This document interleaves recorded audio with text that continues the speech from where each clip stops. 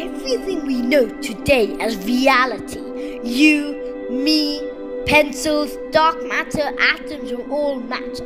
Our whole entire universe is made of matter. But there is this thing out there called antimatter. In the early 20th century, when Albert Einstein was working on the theory of relativity, many physicists were trying to figure out how the smallest of particles worked in our reality. This they called quantum physics. During that time, a physicist called Paul Dirac realized that the equation x squared equals 4 had two answers, 2 and minus 2. Both of these were true. We like to look at matter and antimatter a bit like that. If 2 is matter, then minus 2 is antimatter. Paul Dirac and many other physicists of that time found that special relativity did not make sense with quantum physics. Dirac and many other scientists made multiple attempts to make quantum physics and special relativity work together, but they always found that special relativity was not applicable in the quantum domain. Physicists were confounded by this puzzle and could not find a solution. Paul Dirac, rather baffled by the problem, spent a lot of time trying to figure out an explanation.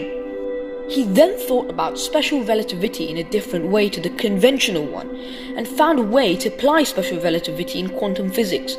During this tedious process, Dirac, being a theoretical physicist, in 1928 theorized the existence of an oppositely charged equivalent to every quantum particle that exists.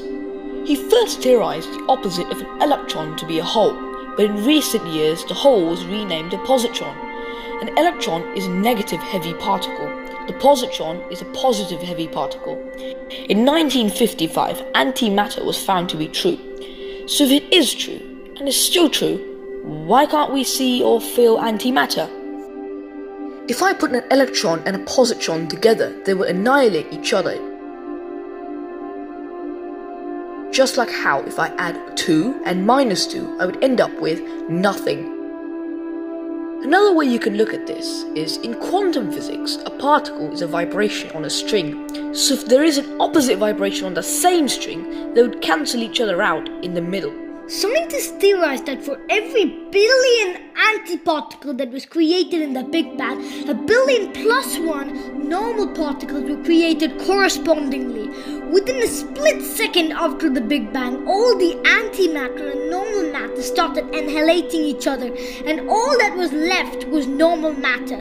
So what we have today as reality is really a billionth of what was created in the Big Bang. Scientists have been able to create antimatter in labs by colliding high-energy particles on a dense target to create an anti-equivalent of that particle.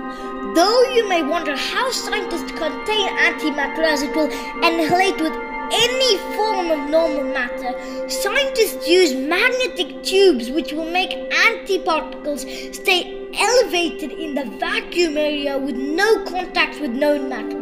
This equipment is called the Penning-Malberg trap. Scientists have not created any anti-atom till date because of the risk of it annihilating with the container. 1 kilogram of matter and 1 kilogram of antimatter annihilating will give you 3,000 times the energy of the biggest thermonuclear bomb in the world would give us if exploded. So, if an anti-atom and an atom annihilate, they will generate quite a lot of energy.